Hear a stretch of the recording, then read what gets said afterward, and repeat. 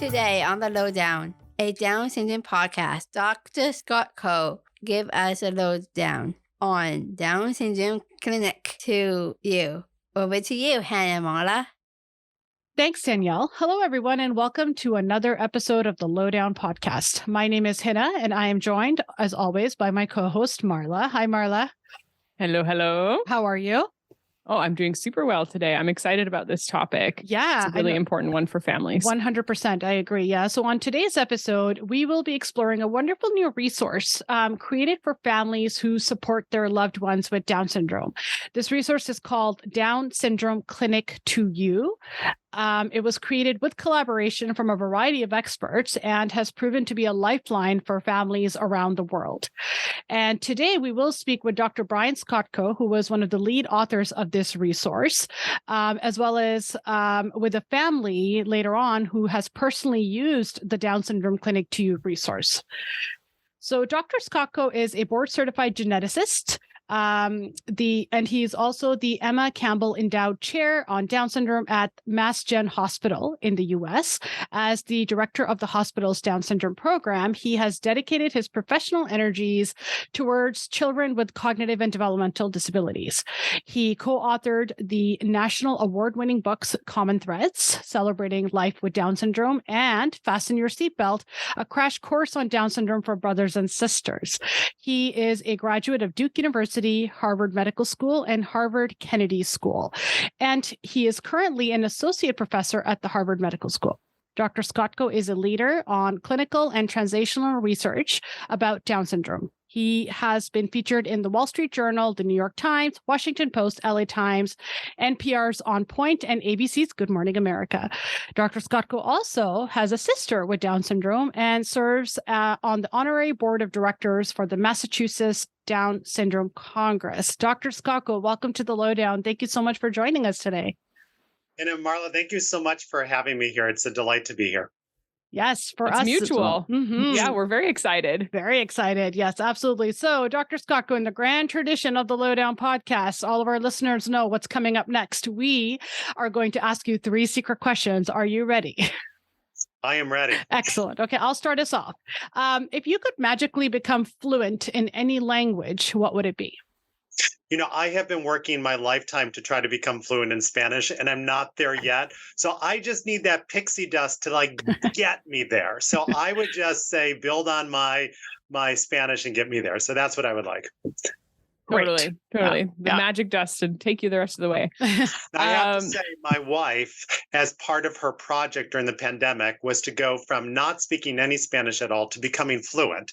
So she, by Zoom, has had a Spanish instructor from Mexico City. And in a matter of a couple of years, she has surpassed what I have learned over 8 years. So now I have competition in order to get that fluency down. Incentive. I love it. Yeah. Absolutely. I'll take the next question here. If you had a time machine, would you go backwards or forwards in time? I would like to go backwards just for a day. You know, we have lots of historical signposts within the Down syndrome community. So to be able to be there and meet Dr. John Langdon Down and to be there and see the humanity that was celebrated and to see people with Down syndrome first being recognized for their characteristics, I think would be particularly an authentic experience. But I think no better time to live than now. So I would quickly want to be transported back because we have so many great options for people with Down syndrome today. Yeah. Maybe just a quick day trip to the Langdon Down Center in England and then bounce back. That'd be great. Yes, please. And last but not least, very important question. What is the best type of sandwich? If you could please tell us that. Best type of sandwich. So many good ones. Well, I'll just say today I had a delightful sandwich. So my wife made a delicious coronation chicken salad sandwich, which I put together on my desk with my salad on the side. And it was delicious. And it had all the right combination of curry and raisins and chicken. And yeah, today was a great day in terms of sandwiches. That's awesome. All right, let's get into DS Clinic to You. So Dr. Skotko, can you tell us a little bit first about your current role at Mass General and the DSMIG, which is the Down Syndrome Medical Interest Group? And how did you get started working in these places and with people with Down syndrome? Marla, as you and Hannah mentioned at the beginning, I'm lucky enough to have two sisters, one of whom has Down syndrome. So from the very beginning, Kristen, my sister with Down syndrome, has been an inspiration. And I knew one day my dream job was to grow up and to be able to be a physician for and with people with Down syndrome. And I always wanted to run a Down syndrome clinic. I got that dream job. So right now at Massachusetts General Hospital, I work with an amazing cast and crew of 20 clinicians who range from nutritionists to doctors to social workers, physical therapists, occupational therapists, speech therapists, you name it. And we follow about 700 patients with Down syndrome of all ages in person. We don't do primary care, but we provide that Down syndrome tuma. So once or twice a year, people with Down syndrome and their families come to see us, and we provide that clinical care. But I also realized that there are so many people with Down syndrome out there who do not have access to a specialty clinic like the one we have. We in the United States have about 71 Down syndrome specialty clinics, but together combined, when you add us all up, we could only see about 5% of the population in the United States, let alone around the world. And so this had us thinking, our clinic is at capacity. We cannot take any new people right now, but how do we make sure that we could deliver the same quality of care to people around the globe who don't have access to these specialty clinics? And that got us thinking the major question, how do we democratize healthcare for people with Down syndrome? It's a great question. And I'm just struck by the commonality of our goals, because Hannah and I are doing this project for exactly the same reason. We've been thinking for a long time about how many people live remotely. Canada's humongous, as we all know, and lots of people live far outside the reach of a specialty care clinic. And I think here we see about 400 people, and we don't do primary care either. It's only allied medical. And, you know, there's a lot of unmet needs. So projects kind of blossom when you see those kind of needs everywhere. I'm curious about Kristen. Is she older than you? Is she younger than you? Have you always known her? She's about 2 years younger than I am, and I don't remember life any other way. She has been a positive force throughout my career and my professional life, and continues to remain so. You know, there are those days where you just feel like, oh, everything's going wrong, and then I get a phone call from my sister, and you realize everything is going just fine, right? Kristen is someone who lives in the moment. She's someone who celebrates the smallest accomplishments. She's someone who reminds us that voting for the American Idol online TV contest is just as important for voting for politics. And she keeps it real. So in many ways, she grounds me. And you know that those of us who are in the clinical community, at times it's hard, right? There's lots of forces that we're battling, but she and so many people with Down syndrome make it worth it and make going to work such a meaningful, gratifying career. And that I'm forever grateful for. That also is mutual. Yeah, sometimes we do feel like we're kind of pushing against a wall of water, trying to get access to things for the people that we really care about and that we serve here. But then somebody comes in and says, oh, my lipstick is popping. And you're like, you know what? Yes, it is. Let's just carry on with our great day. It's a very grounding experience. I totally agree. And honestly, like our friends with Down syndrome kind of, because they're so, one of their many strengths is that strong sense of empathy and reading people's energies. Oftentimes those kind of comments or those kind of things come at a time when you need them the most. So it's just always so great to be surrounded by that energy here as well. Totally agree. So Hannah and I are well aware that having Down syndrome has many, many potential medical complications. We are on season 8 of this podcast, and we have had numerous medical specialists for every season sharing their expertise. That's a lot of medical specialists. I know some families are hearing this and thinking, yes, indeed. We know this really affects families because that's just a lot of people to manage. So let's talk about the DS2U and the goals of this project. You know, there are a lot of medical guidelines out there on how we can make sure that people with Down syndrome stay up to date, stay healthy. How do we be offensive rather than defensive? But they're long lists. And as both of you know, we're fortunate to have research coming out all the time and updating our knowledge. It is a full-time job just to stay up to date on the latest and greatest related to Down syndrome. And many families say, well, if I don't have access to a Down syndrome specialty clinic, which we already discussed are far and few between across across the world. They may say, oh, but I have a great primary care clinician, and they're telling me that everything is great for my loved one with Down syndrome. Well, let's take a look at the data. The data shows in study after study that when people with Down syndrome are working with their primary care clinicians, less than 10% of them are up to date on the most basic recommendations from the American Academy of Pediatrics healthcare guidelines for people with Down syndrome. Now, I want to be clear, I am not throwing darts at hardworking primary care physicians who have hundreds of patients that they're seeing, and maybe just one or two of them have Down syndrome. So it is unreasonable and impractical for us to think that today's hardworking primary care clinician can stay up to date on everything related to Down syndrome, where this is what the three of us do all the time. And so this has us thinking that a nod or assurance from your primary care physician is not necessarily reassuring. So how do parents who are going to their primary care clinician who don't have access to Down syndrome specialty clinic know what needs to be done? There is an information disequilibrium. All three of us could access research papers that my own mother cannot because they're behind research firewalls. So how do we break down these access barriers? And that was the origin of Down Syndrome Clinic to You. We wanted to make it easy so that no matter where you are across the globe, you could get the same quality of information and recommendations as though you had gone to one of our Down syndrome clinics. In short, we're bringing Down syndrome specialty care clinic to your living room so you don't have to make it to us. And I think too, there's an element, like we all work in medicine and adjacent to medicine. And so we can sift our way through these research articles and kind of get the gist of them without too much struggle. But a lot of them for people who don't work in those fields are just incomprehensible. And it's very hard to extract meaningful recommendations from a research-based article. And Hina and I, our whole clinic has a practice of going over the healthcare guidelines when people are new here. We make all the recommendations. We say, go to your doctor with this and this and this and this and this.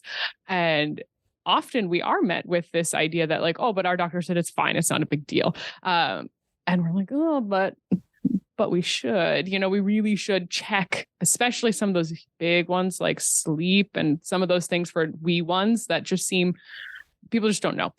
So it's really, this is a very, very important project. And it was not just you, I realized too. It was a whole team of people. So who was involved in creating this resource? I have to say we were so lucky for our grantor. So the Patient-Centered Outcome Research Institute in the United States had given us a $2 million grant to create this. And part of the mission, which I so respect, is academic researchers are not going to be awarded funding if they create this on their own. You have to create it hand in hand with your key stakeholders. And in this case, it was working with people with Down syndrome, their parents, also leaders in the advocacy community, and also primary care clinicians. So right from the beginning, when we were designing this, we put together a workforce and task force of parents, people with Down syndrome, community leaders, and primary care clinicians who are out there on the ground front with one or two patients with Down syndrome. And together for 3 years, we created it, we crafted it, we put this together. And I have to say, I'm so thankful for their help, because I remember spending lots of time writing the perfect copy of this is how I wanted to read. And then the parents said, Dr. Skotko, that's in doctor talk. No one can understand what you're saying, right? Yeah. And they broke it down and they made it real. And then the primary care clinicians say, we don't have all the time to read all of this. Simplify it, get to the point, tell me what I need. And so they also helped me and my team make this very meaningful. And this also shown in the results. And so when we were able to test this in a large randomized controlled trial, we had such positive results because of the input then and now of our key stakeholders. And I have to say, I still rely on these groups to keep it real and help us be able to examine Down Syndrome Clinic to You as we continue to iterate on it. And I'm so happy to hear that you had self-advocates in the process and their families in the process, because they're the only ones who can tell us if it makes sense or not and is useful to them, because they're the ones using it. Can you tell me a little bit about the role of the self-advocates and what they were doing as part of this process? I have to say almost every patient who comes to see us in clinic is a self-advocate, as you know. It's their stories, it's their encounters that we also internalized and said, what are we hearing from them? What are the meaningful resources that we have been creating? And so as they created gaps in our knowledge and we looked to fill them, we also translated that to our portal. So things we were learning on the ground in our clinic, we tried to build into our online system. So to that extent, I thank every patient who has come to our clinic because we've learned from them and with them. And then in terms of our Down Syndrome Clinic to You creation, we employ 2 people with Down syndrome in our clinic to be self-advocates. They greet individuals when they arrive. They talk to patients when they come through peer-to-peer about coexisting health conditions. And those 2 self-advocate resource specialists have also continued to teach us and inform us. And then the parent caregivers who were involved in the creation of Down Syndrome Clinic to You also continued to tap, as they thought it was appropriate, their loved ones with Down syndrome to continue to give us feedback along the way. So yes, we have been very grateful for the inputs of people with Down syndrome. And the final product, Down Syndrome Clinic to You, is meant for families. And all families come in different shapes and sizes. And in some cases, caregivers might choose to complete it on their own, informed and working on behalf of their loved one with Down syndrome. In some cases, caregivers might involve the person with Down syndrome, depending upon their chronologic and developmental age. So we've created the experience so it can be customized to the family experience. Amazing. Dr. Skotko, can you just kind of give us a little bit of a run through and as to what parents can expect when they log on to Down Syndrome Clinic to You, they create their profile? Because I heard you mention previously that you talked about that there's going to be access to research articles, but what are some of the other things that families can get when they use the Down Syndrome Clinic to You website? Great. So I think what's important is to define what Down Syndrome Clinic to You is not first. It is not telemedicine. Everyone's gotten very good at telemedicine where you get on a video camera and you're seeing your clinician. Those who complete Down Syndrome Clinic to You are not going to have a visit with me and not going to have a same time appointment with anyone in our clinic. Down Syndrome Clinic to You is also not a referral service. So it is not, oh, I need a specialist in GI who specializes in this in my area in this zip code. Down Syndrome Clinic to You is not that. What is Down Syndrome Clinic to You? It's a very powerful tool. It can be completed in your own home at any time that you want, and it's meant to be completed by the caregiver. There is an online form that will ask you lots of questions. There's no essays, there's no fill in the blank. It's all mobile optimized, so it's click, click, click. And what we're doing is we're asking parents all of those Down syndrome specific questions that we would ask in a multidisciplinary Down syndrome specialty clinics. Has your loved one with Down syndrome experienced any of the following behaviors in the past 6 months? Has your loved one with Down syndrome had any of the following symptoms? Have they had a hearing test done recently? So we're asking all these questions to see if there might be any of those co-occurring conditions that go along with Down syndrome, and also to see whether they're up to date or not with some of the medical guidelines. So parents, we have found, can spend anywhere from 5 minutes to 30 minutes completing this intake form. The more you complete, the more specific responses you're going to get. But if you just have one question, you get in and you get out, right? As soon as you press submit, again, there is no one in our hospital who's going to be reviewing your answers. The beauty of Down Syndrome Clinic to You is we work with a team to create all of the algorithms that go into decision making. And so we spent 2 to 3 exhaustive years downloading our brains. So every sort of clinical decision that we make as doctors, as nutritionists, as therapists, et cetera, we've programmed into the responses. And so when parents press submit, they automatically get 2 customized reports in their password protected portal. One is a checklist for moms and dads to say, based on your responses, here is what you could start doing right now. And here are links to all of the resources to make that easy for you. They'll also get a companion document, which is meant to be given or sent to their loved one's primary care physician. So the next time you meet with that clinician, you could turn them into a Down syndrome specialist. So for example, if someone says, I have an 8-year-old with Down syndrome who is having behavioral dysregulation, who's tired during the day and snoring at night, we have learned that symptoms, those collective, most likely adds up to obstructive sleep apnea. So you enter those symptoms, the system will know through our algorithms, you need to get tested for obstructive sleep apnea. Here's how, and here's all the resources to make it easy. Here's a social story to get through the sleep study. If they do have apnea, here are the treatments. If you do need to wear a CPAP mask, here's how to tolerate it, right? So we walk parents through all of that. Mm-hmm. Our team also spent about 2.5 years combing the internet for all credible medical information. And so when we deliver a recommendation and we say, oh, you need to get thyroid levels checked, we also then will provide a link. Here's a free webinar for parents explaining thyroid and Down syndrome, or here's a link to a podcast all about thyroid. So we curate the customized experience because, as you both know, there's so many goodies that are out there on the internet, but no one knows where and how to find them. So we bring that to parents in a customized way. Mm-hmm. So in short, it really is a customized checklist that parents can update as much as they want to really make them and their primary care clinicians a little mini Down syndrome clinic. Yeah. Love that. I have so many questions for you. So many questions. Okay, you go for it first, Marla, and I'll ask mine. I think my first question is there an age cap on this resource? Right. It is built for anyone who has a loved one with Down syndrome 1 and older, and it has branching logic. So the first question is going to ask the date of birth for your loved one with Down syndrome. And if we know that they are 45 years old and a female, then all the questions are going to be about 40-plus-year-olds. If all of a sudden we learn you have a 2-year-old boy with Down syndrome, then we're going to ask the 2-year-old questions. So right from the beginning, it's a branching logic. Mm-hmm. That is so cool.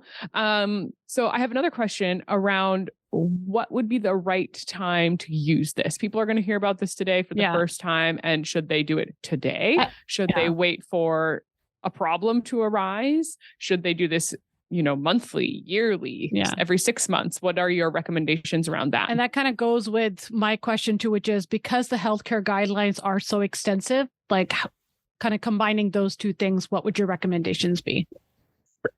I would recommend any parents who are listening right now, do it within the next week. Get a good baseline right now, because even if things are going well, we want to play offense rather than defense. Sometimes there are things underneath the surface that need to be taken care of before they start to reach a blooming crisis. So I would say, check it out, sign up, and do it.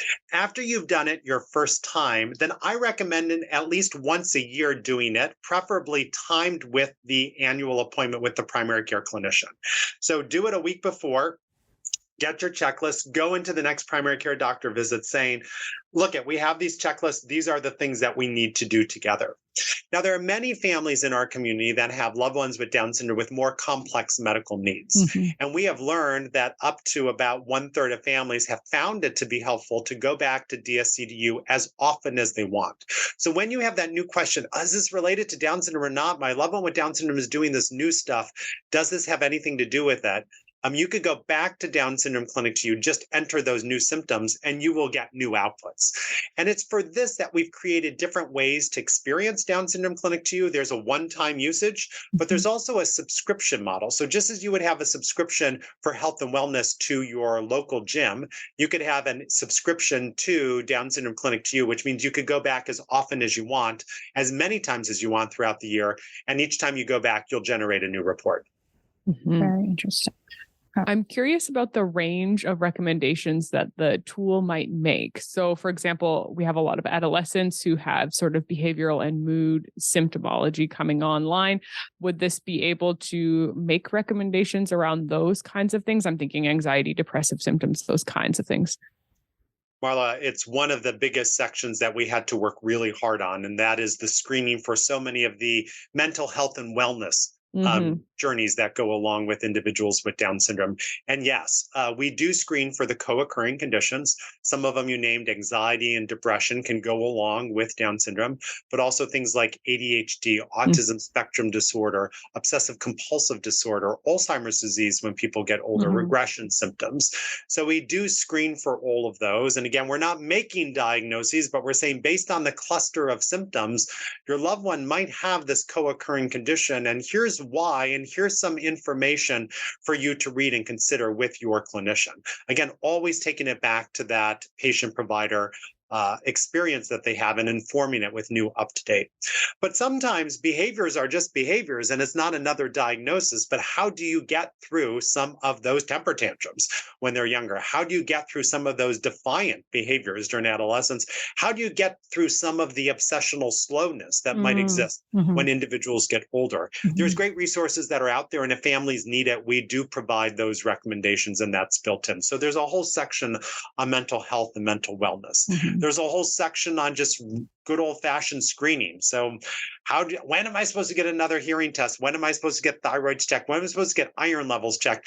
Rather than having to keep track of all of those, the system will remind you and the system will let you know when those need to get done.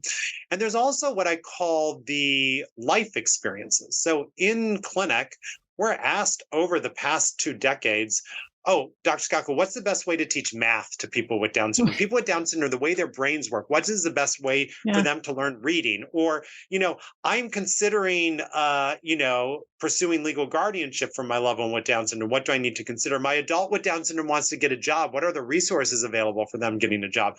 So all of these psychosocial and educational questions are as much important wellness questions as well. So we have all that programmed in as well. So if families want to learn more about education, psychosocial wellness, signing up for resources, just as though we would ask in person, they could go through those sections and get that. And then, nutrition is so important for our population. And we're lucky enough in our clinic to have 2 nutritionists who specialize in Down syndrome. And so we'll ask those Down syndrome specific questions so that families could get the nutrition grade recommendations they need to try to prevent overweight or obesity in their loved ones with Down syndrome, to ensure healthy eating. But when there is a nutrition diagnosis like celiac disease or diabetes, also to be able to provide counseling on that.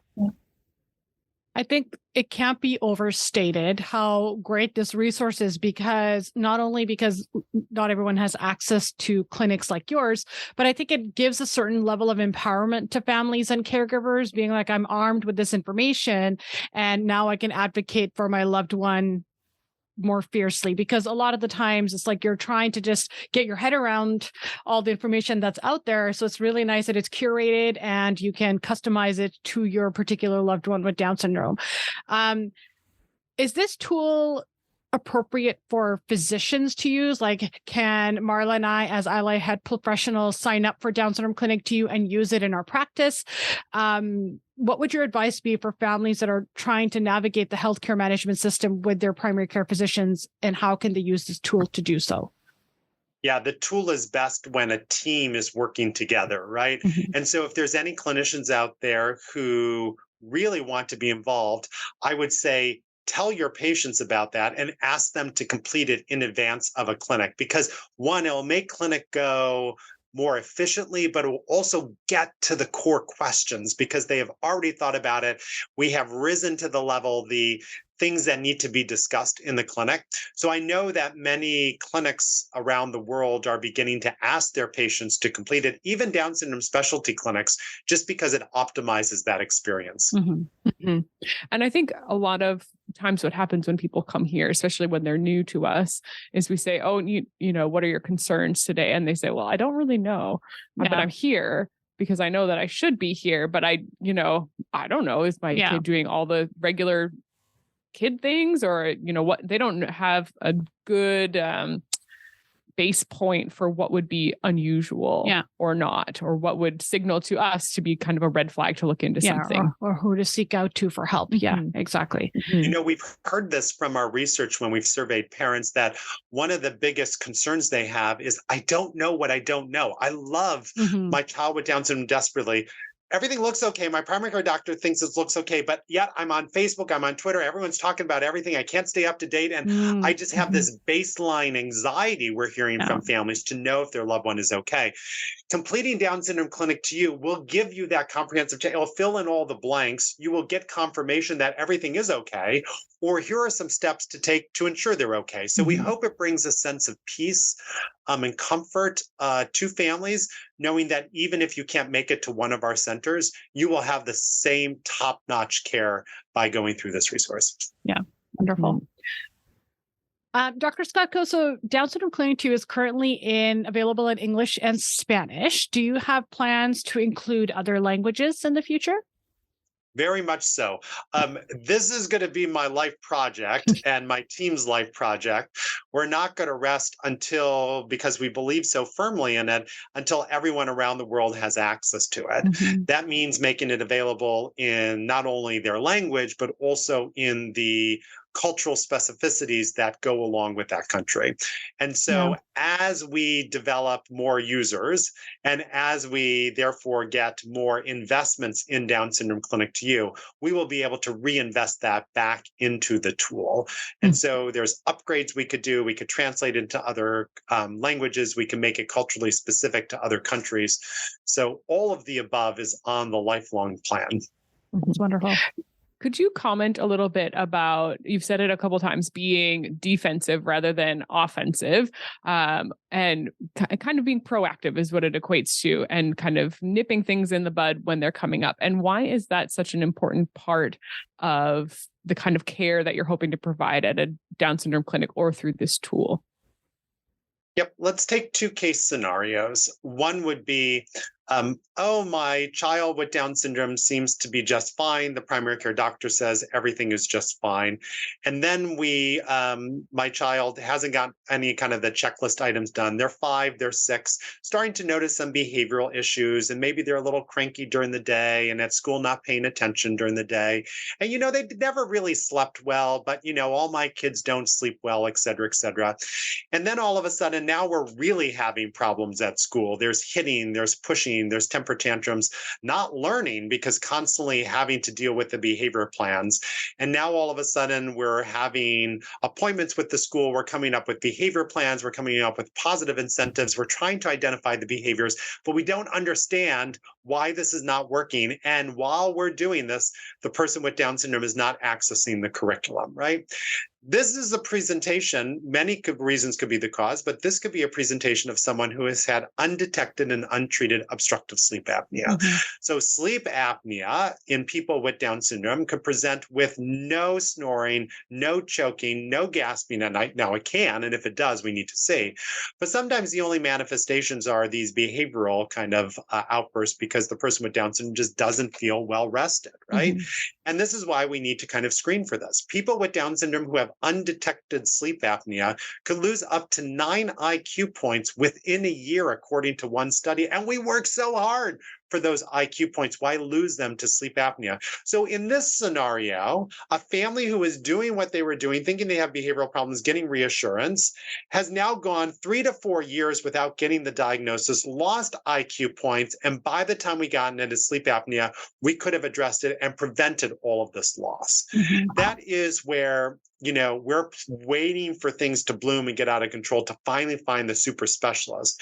Mm-hmm. For those of us in the Down syndrome community, it's bread and butter. This is something that we know how to recommend. We get sleep studies done. And if we play offense, we would treat that, get the tonsils out, and prevent any of the symptoms or the cognitive decline or the behavioral decline from happening. So just one way of playing offense is much better than defense for the overall wellness of the loved one with Down syndrome. Mm-hmm. Another example we have from an actual user of Down Syndrome Clinic 2U is a mother had an adult with Down syndrome who slowly over the course of several years just started being more withdrawn. So didn't like to go to work anymore, and she loved work. Didn't want to be among friends anymore. Constantly was complaining that things didn't feel right. Things were achy, then didn't really want to move as much anymore. Mm-hmm. And then she was noticed that she's awfully constipated a lot. And so they were treating for constipation. They went to the primary care doctor, and they were just describing that the buoyant, effervescent woman that they loved was not what she used to be. And this is where we get diagnostic overshadowing. So they were told by the primary care physician, well-intentioned, personalities change in people with Down syndrome. And this is sometimes how they get when they get older, right? Drives us crazy, right? The diagnostic overshadowing, right? And she went through Down Syndrome Clinic 2U, was one of our first users, and change in personality, behavior, and constipation. One of the recommendations that popped out would be just make sure you get a celiac screen, which could go along with 5% of people with Down syndrome. Sure enough, it was positive. She went on a gluten-free diet, and the mom said in a matter of 4 months, she felt better. When she felt better, she wanted to interact with the world again, and her personality was back. It's as easy as a celiac screen, and she didn't need to suffer for those 4 years. So again, offense rather than defense goes a long way. Yeah. Wonderful. And I think the knock-on effects that you're describing here about somebody's quality of life during that lag time can't be overestimated either. And we see it both of those situations fairly regularly over here. And it's just hard because families really struggle in that situation. They often know that something is not right, but they don't have the advocacy or necessarily the knowledge to say, let's screen for all these things on their own. So this is where that tool really pushes the bar. And I think a lot of families rely on their primary care physicians to be on the lookout for this stuff. But if the primary care physicians are not very familiar with Down syndrome, then it's not helpful for anyone involved. So, which is why I'm also so great that the healthcare guidelines exist, because in conjunction with that, I feel like families will be so much more empowered and, to have that information available. Dr. Skotko, what are your hopes for Down Syndrome Clinic 2U? And are there any other, like we talked a little bit about expanding it to different languages. What does the future look like? What is in your ideal world? What would you like for this resource to get to what point?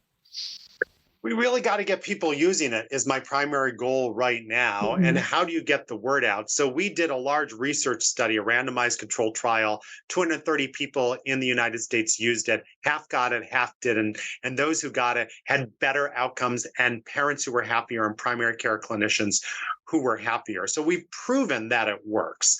But now it's how do we cut through the noise of online social advertising to get the word out? And so I'm so grateful for both of you for helping to get the word out. But I really need parents out there who have used it to share their stories, to one, give us feedback. We want to continue to make it better and iterate, but also to spread the word, because our team is small but mighty, and we cannot do it alone. So Down Syndrome Clinic 2U really is the communities. And to the extent that everyone starts using it and talking about it, that then gives us the vote of confidence and also the resources to be able to invest in it and make it bigger. It also then allows me, we have all of these dreams in our internal team on how we get to the next level. I think we need to also begin talking to insurances, right? So right now there are small costs for parents to utilize it, but I would love for insurances or national healthcare insurances to also just take care of these costs. And it's a win-win, right? So it is far cheaper for insurances to subsidize this than to have people come to us an expensive visit with me in Boston, for example.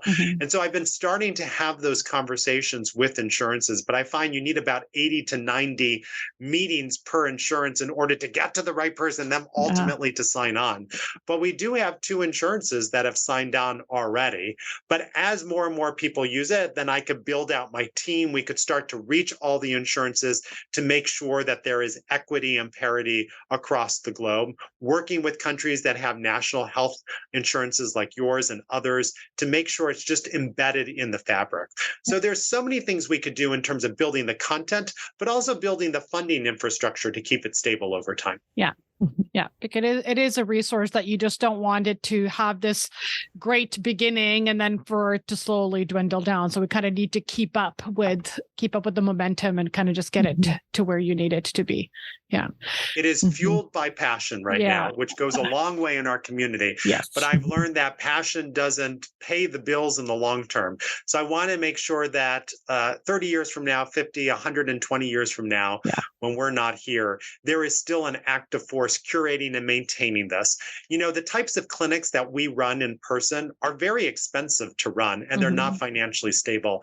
Our clinic, we actually lose $600 every time we see a patient, which means that we have to fundraise just to see patients in person. And so at least in our country, in-person clinical models are not sustainable. We're seeing them close over time. So I remain convinced that in the near future and long-term future, the only way we're going to have up-to-date information is by together utilizing technology and utilizing this highway of delivery.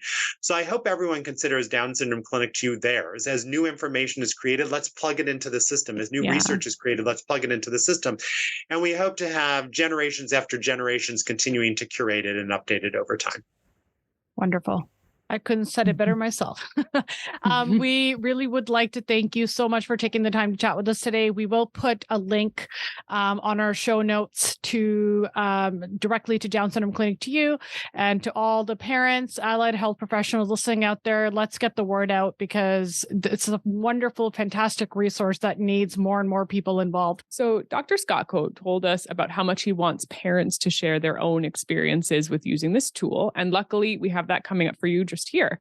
Welcome to Rabih, and thank you for taking the time to share your experiences with us. Rabih has a 4-year-old son named Pio, who was diagnosed before his wife gave birth. So welcome to you. Great to have you with us. Can you tell us a little bit about your family and little Pio? Absolutely. So Pio's diagnosis came as a shock to us at first. Little did we know that, we would be welcoming a blessing.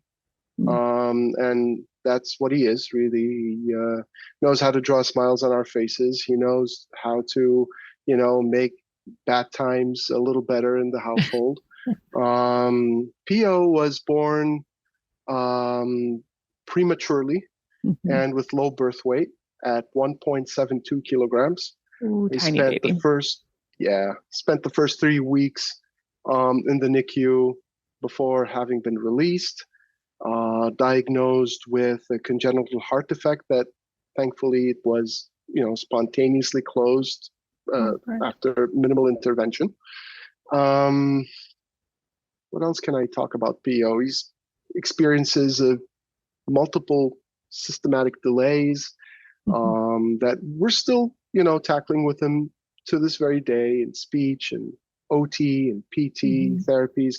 Obviously, the school system here in central Massachusetts do a very tremendous job in really making sure that he gets all the services he needs. He's a very joyful little kiddo. All his friends love him.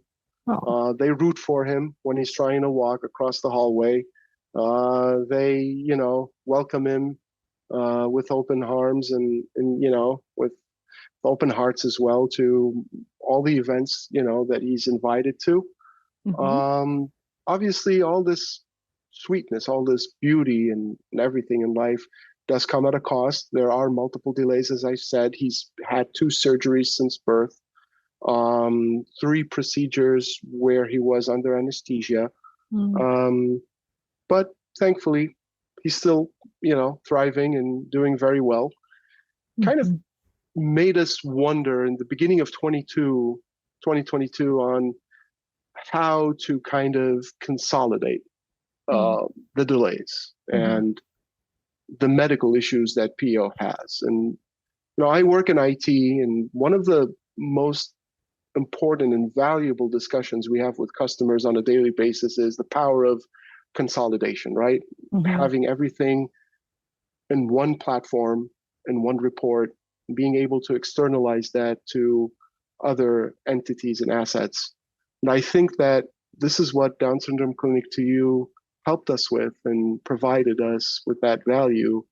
And without knowing, kind of increased Pio's, quality of life, if you like. So. Yeah.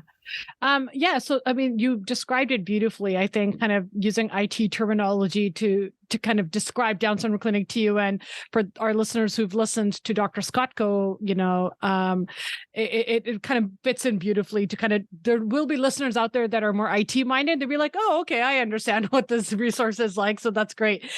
Did you find Down Syndrome Clinic 2U on your own, or was it recommended by a healthcare professional?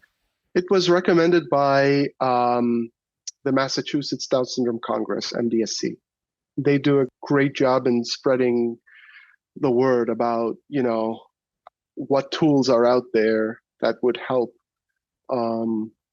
families kind of deal with the multiple tasks of specialty visits and staying on top of them. So.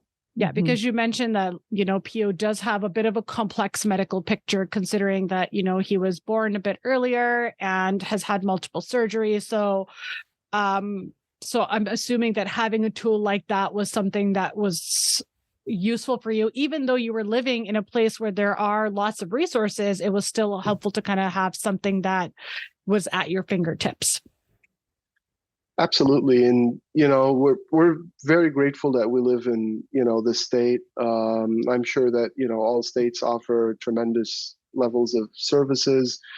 But we live in a state that actually has 3 Down syndrome programs. UMass Memorial in Worcester, Boston Children's Hospital, and Mass Gen. And we've been very blessed to, partake or have PO visit these specialists. Not in all 3 of them, obviously, but, to be able to have the frequency and, his primary care physician, who I hope, I won't mention who he is, but I hope will be listening to this podcast, and he knows PO very well, and he knows himself, obviously. He does a tremendous job in staying on top of PO's clinical situation. But for those primary care physicians who are not affiliated with the Down syndrome clinic and who are not in areas that, are so blessed to have 3 Down syndrome clinics available, readily available, this is a very powerful tool, right? I mean, it takes very complex algorithms and translates them into, tests, a list of tests that can be utilized routinely to make sure that the quality of life is maintained. And that's what it essentially does. And we can't be happier to be able to be exposed to both the affiliated primary care physician who stays on top of everything and a tool of that nature. I'm curious about whether using this tool has changed how you interact with your primary care physician or other medical professionals. Has it changed your kind of level of confidence or those kinds of things?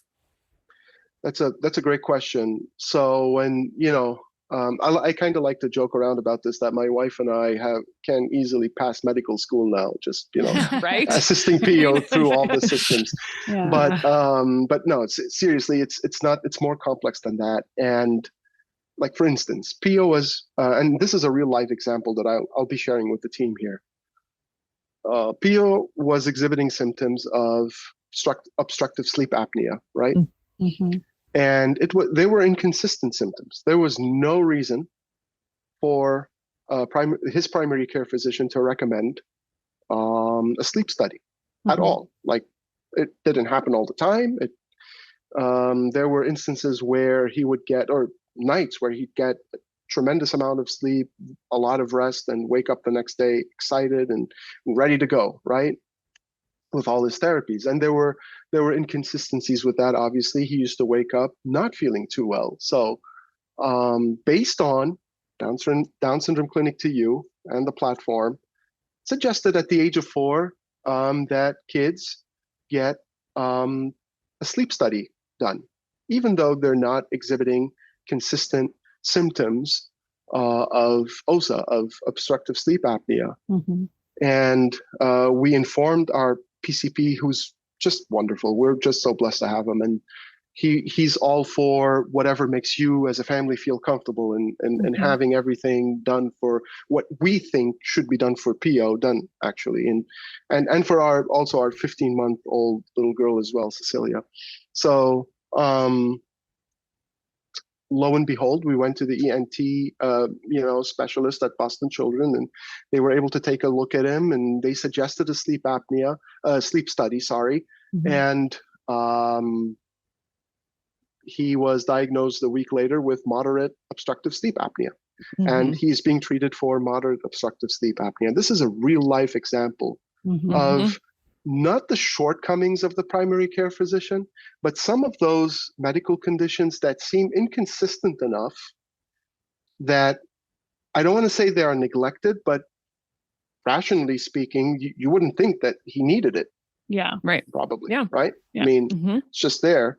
But the reasoning behind it and the statistics and the insight that the algorithms show on the tool is compelling enough for us to, maybe there is something going on, right? Like, I mean, I'm not here to, arouse OCD in families, but it's also, not that it's a bad thing, but still, like, it's good to also have those insights as a tool that would help moving forward. Yeah. Oh, I think that's a really great illustration of the utility of this tool, because what you're describing, I think, is what many, many parents go through, which is like, kids are just a bit weird and sometimes they don't sleep well. And is that a medical problem? I don't know. Like, sometimes it seems fine and sometimes it's not. And there's just this tremendous gray area, especially with little kids with Down syndrome, where we know there's some structural differences and anatomical things and neurodevelopmental things going on, where you're like, I don't know, is it really a problem? And there's definitely a part of everyone that's like, I would really rather it not be a problem. Yeah. So there's that too, right? But the way that you described it is brilliant, because it sounds like many of the families that have come in to see me many times. Yeah. And I also think it's great that it's a good illustration in your case, Rabih, that you have a wonderful primary care physician who's willing to listen, willing to look into things. And even they are the ones that may or may not be fully aware of everything to do with the healthcare guidelines for people with Down syndrome, right? So this whole episode is not a knock at primary care physicians. It is more just like, hey, there's this wonderful tool available that we can all use, right? Even we talked to Dr. Skotko about how even clinicians can use this tool as well as families. So just letting people know that the information is out there and it is nuanced, especially with sleep apnea and Down syndrome. And we really do need to do some digging. So I think your example illustrates it beautifully, that, it's a beautiful harmony between the parents' instinct saying something is up, this isn't right. And then the doctor saying, okay, let's figure it out together. And hence, now that question has been answered. So I think that's really an important point. Yeah. Yep. What would your advice be for other families who haven't used this tool yet, when their child or adult or somebody in their life has Down syndrome, or they're maybe a bit hesitant to use it because they think, it probably doesn't give them too much new information? That's a tough one, because there are preferences, and I do understand that, not all people are, tech geeks like myself, who kind of like to go in and see stuff on platforms and whatnot. The advice I give these folks is give it a try, because number one, it is user friendly. It does the work for them. It is based on science. It's based on algorithms that is based on population studies and statistics that show what a typical case would look like, and it describes that case. Yeah. So it's insightful on so many levels, and it's very easy. And to top it all off, it's exportable. So it exports into I believe it's a PDF that could be sent through the various like community collaboration type of software out there, like MyChart, for instance. That's the one we use. So all around, it's just a great tool to consolidate, bring everything together in a very user-friendly, very easy manner. And I know that filling out lists and forms can be daunting. The way that it is structured is that it's a pop-up method. So once a parent answers a certain question, it pops up like a tree of other questions or branches of other questions that are specific to that case. That's really well described. And, I think one of the beautiful aspects of this tool that we haven't spoken about yet is that it's taking the knowledge from the people who know the child the best, which is the parents. When a child presents in clinic, it's only a snapshot. The doctor doesn't see what's not in front of them. So, if there are issues around being grumpy in the morning or, anything like that, the doctor might not see that, because it could be a good day on the day that you go there. So this is taking parents' insight and lining that up with medical best practice and giving you the list, which I think is just awesome. Right. And numerous times, to your point, Marla, numerous times as primary care physician, his pediatrician would reach out and say, well, what are you seeing at home?